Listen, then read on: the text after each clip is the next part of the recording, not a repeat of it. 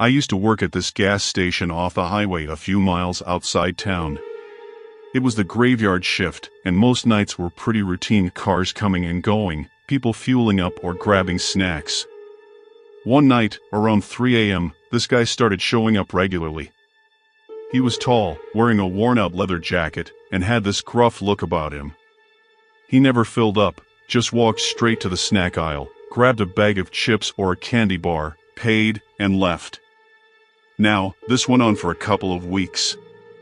He never really said much, just grunted if I greeted him and never made eye contact. But then one night, things got weird. He comes in, as usual, except this time, he's drenched in sweat. It wasn't hot out, and he was shivering, like he was freezing. He was muttering to himself too, something about needing to keep moving. I tried to ask if he was okay, and that's when he looked up at me with these wild eyes and said, "I gotta hide." "You got a back room or something?" I didn't know what to do. He didn't seem dangerous, just scared out of his mind.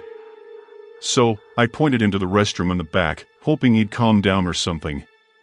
Time passes, and he's in there for what felt like an eternity. Then suddenly, the lights flicker and go out. I grab my phone's flashlight and make my way to the back, only to find the restroom empty. I thought maybe he'd slipped out or something. I hear this dripping sound and footsteps, but the weird part is, the dripping was echoing. Like it was coming from above. I called out his name, and that's when I saw him, standing on top of the restroom stalls, staring at the ceiling. I'm like, "Hey, what are you doing?" And that's when he jumps down, but he doesn't land on his feet. He sort of crashes down and just stays there, mumbling something incoherent. I'm freaking out at this point and taking a step back.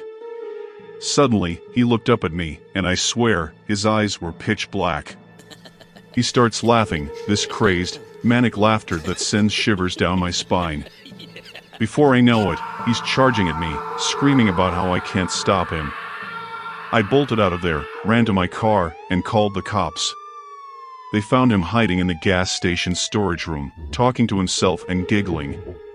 Turns out, he had escaped from a nearby mental institution earlier that night.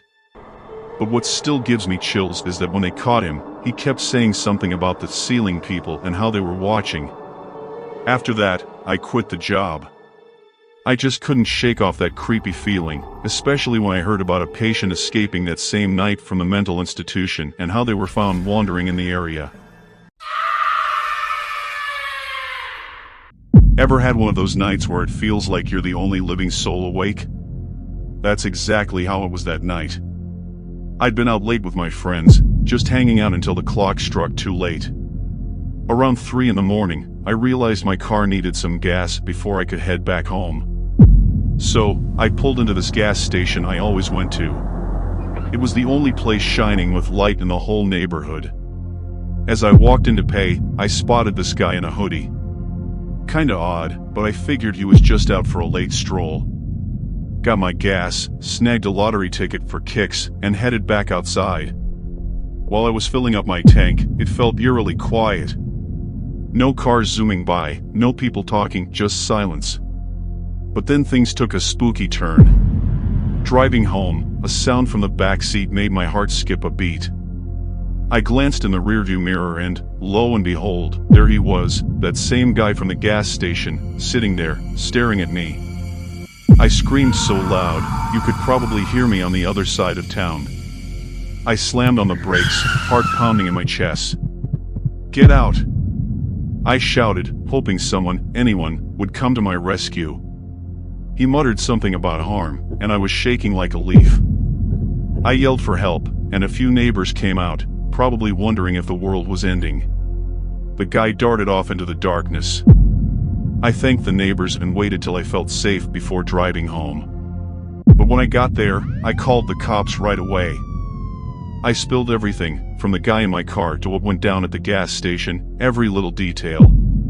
The police showed up, asking loads of questions and jotting down notes.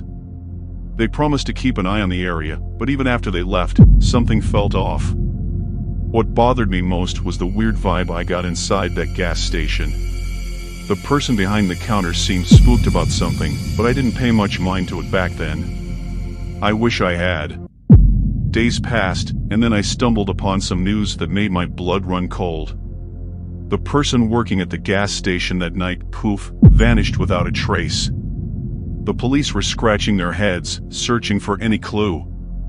And then it hit me like a bolt of lightning. What if the guy in my car wasn't the real danger? What if that gas station was hiding secrets darker than I could ever imagine? I couldn't shake this feeling that something was off, something I couldn't quite put my finger on. The disappearance of the gas station worker made me wonder if that guy and the missing worker were connected somehow. It's the unknown that scares me the most, the fear that something sinister was lurking just beneath the surface. Every time I pass that gas station now, a chill creeps over me, a reminder that sometimes the scariest things aren't what you see, but what remains hidden. When I was about 13, our small town got scared by something weird that happened at the gas station. It was a place where everyone knew each other, and nothing much ever happened until that day. My buddy Max and I used to go to that gas station every day after school. Mr. Thompson, the owner, was this old guy who loved telling jokes. One evening, as we reached the station, it felt different. The lights were off, and it was super quiet. Usually, there was a lot of noise and people coming in and out. We looked for Mr. Thompson, but couldn't find him anywhere. The place seemed like everyone had vanished, snacks were left half-eaten, and the cash register was open, empty. I got worried and peeked into Mr. Thompson's office. The door creaked open, and it was a mess inside, papers everywhere, and the safe was wide open. It looked like a big mess had happened. I was about to tell Max when he pointed at something on the wall. It was creepy words written in red paint, "He's still here." Suddenly, we heard slow footsteps coming from the back of the store. It was enough to scare us big time. We ran out, and didn't stop until we were far from the gas station. That night, I couldn't sleep. I couldn't stop thinking about what had happened there. It wasn't just a robbery, something spooky was going on. The next day, the police showed up at the gas station. They found the same mess we did, papers everywhere, signs of a fight. They tried to piece together what had happened. They asked around about Mr. Thompson. Some folks said they saw strange people hanging around the station before that night, people they'd never seen before. Days went by, then weeks, and there was still no sign of Mr. Thompson. The police looked everywhere, but they couldn't find him. People started talking about the gas station being cursed or haunted. The gas station stayed closed after that, like it was hiding a secret nobody wanted to know.